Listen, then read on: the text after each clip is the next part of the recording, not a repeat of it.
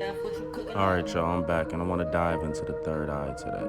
I had a friend of mine reach out and ask me a question in regards to the third eye and like some Christian-based teachings, and she was thinking that it was taught to be evil, and I agree, but I think the religious leaders that are teaching it got it all wrong because in the Bible it clearly states what the third eye or the pineal gland is, right?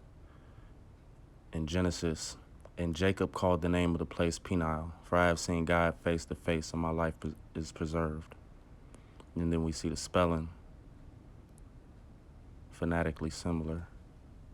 Melanin, carbon, which is heavily produced in the pineal gland, is the chemical key to all life. It is even metaphysically addressed in the Bible, right? So we ain't gonna stay in the Bible too long, but I do want to start my dive with the Bible. The third eye, Matthew. The eye is the lamp of the body. So if your eye is healthy, your whole body will be full of light. But if your eye is bad, your whole body will be full of darkness. And notice the key word, eye, not eyes. If then the light in you is darkness, how great is the darkness? No one can serve two masters, for either he will hate the one and love the other, or he will be devoted to the one and despise the other. You cannot serve God and money. That's a deep verse. I love that one. And then in Matthew, the people dwelling in darkness have seen a great light. And for those dwelling in the region shadow of death, on them a light is dawned. So there's talking about the vision right there, having the vision and activating your light, your third eye. And with doing that, you become God. And it also clearly states in the Bible multiple times that we are gods. We should operate as so. Now in Genesis, we have another verse referring to the eye. But the serpent said to the woman, you will not surely die, for God knows that when you eat of it, your eyes will be opened, and you will be like God, knowing good and evil. So when the woman saw that the tree was good for food, and that it was a delight to the eyes, and that the tree was to be desired to make one wise, she took of the fruit and ate. And she also gave some to her husband who was with her, and he ate. Then the eyes of both were opened, and then they knew that they were naked, and they sewed fig leaves together and made themselves loincloths. So first of all, she saw. They clearly had vision already. They can like physically see things, right?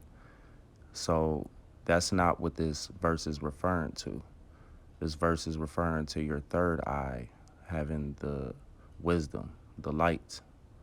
And we go down here to another verse in Matthew. The eye is the lamp of the body. So if your eye is healthy, your whole body will be full of light. But if your eye is bad, your whole body will be full of darkness. If then the light is in you in darkness, how great is the darkness? So here to kind of connect all the dots with the eye references, this isn't a thing that's purely evil. It's just having knowledge and wisdom, and it's light, it's power. It's the power to make you God. And in the Bible, you're supposed to be like gods. That's what the Bible always references. It tells you to be like gods. Ye are gods. So what the churches tried to do is teach that the snake was purely evil, but the snake just is. The snake is wisdom. And wisdom does encompass both good and evil. That's what it does. It's knowledge of all things, not just good things, right? So these other verses kind of correlate with the Genesis story because they continue to tell you that you should activate your eye and it should be used for good, but it can have darkness in it, and the darkness will be great. So it's just showing the power of that eye and activation of it. All right, we got the religion out the way. Let's get into some spiritual aspects of the pineal gland. The pineal gland is a tiny endocrine gland found in most vertebrates' brains. Since Galen, a Greek physician and philosopher, first recorded information on the pineal gland's significance, it has been the focus of extensive research. Colleagues of Galen held the opinion that the pineal controlled the movement of psychic pneuma, an ethereal substance known as the first instrument of the soul. Galen, however, disagreed, contending that the pineal was only a gland that controlled blood flow. Rene Descartes' study in the pineal led to a rebirth of the supernatural traits connected with it. He insisted that it was the fundamental seat of the soul, and that it was where all thought originated. Reflex theory, or the involuntary system of acts carried out in the body's function, is mostly credited to Descartes. In his opinion, the intellect might exist independently of the body and possess the capacity to subdue animal instincts by entering the brain through the pineal gland. Because the pineal does not have a matching pair like most other sensory organs, Descartes thought it was special. Impressions must logically combine in some area of the body before being possessed by the soul, whether they enter by the two eyes, the two ears, etc. Since this gland is located at the most advantageous location for this function, in the midst of all the concavities, it is now hard to find any other such location in the entire head. Rene Descartes. All right, now let's dive into some Hinduism. Shiva and the other Hindu deities are often depicted with a literal third eye on their forehead. This eye represents an awakening, or enlightenment, as the ability to see in higher realms of existence and consciousness. Many interpret this third eye as the pineal gland. Shiva's dreaded hair, wrapped in snakes, looks strikingly similar to a pine cone, the namesake of the gland itself. Snakes in Hinduism are thought to be auspicious, most notably seen in imagery surrounding Kundalini Yoga. And this goes back to what I was speaking to earlier about how the Bible shows the snake presenting the wisdom, right? So the body chakras are often depicted in Kundalini by a winged staff encircled by two snakes, or a caduceus, as it is known in Greek mythology. The snakes meet at the Ajna chakra, where the pineal and pituitary glands are located. This chakra is known as the source of consciousness, with Ajna translating to command or guidance. Now let's go to ancient Egypt and the third eye. The ancient Egyptian civilization is well known for many innovations that led to the development of modern systems and utilities that are used daily in the present world. Among these innovations are discovery in human anatomy and medicine that have led to surgical techniques and instruments that are still commonly used today. The Egyptians documented many of their findings by combining mythology and mysticism with facts. Ancient Egyptians mastered the integration of anatomical knowledge and mythological stories into artistic symbols and figures. Artistically, the eye is comprised of 6 different parts. Mythologically, each part is considered to be an individual symbol. Anatomically, each part corresponds with the center of a particular human sensorium. For many years, the Eye of Horus was considered a symbol of prosperity and protection by the ancient Egyptians, and its legacy continued into modern Egypt as well. So it's just important in the sense of the human anatomy and the physiology side of it, as far as Egypt is concerned. So the background of mythology, you got the Eye of Horus story that begins with Osiris, who's the oldest son of the god of earth, Geb, and the goddess of the sky, Nut, and he was known as the god of the underworld, but more appropriately, the god of transition, resurrection, and regeneration. So Osiris had 3 siblings, ended up marrying one of them, Isis.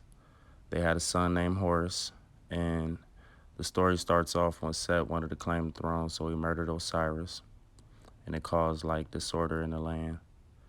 He cut Osiris's body into 14 parts and then like buried him across the lands in ancient Egypt. So Isis traveled with Horus, then her sister and her sister's son.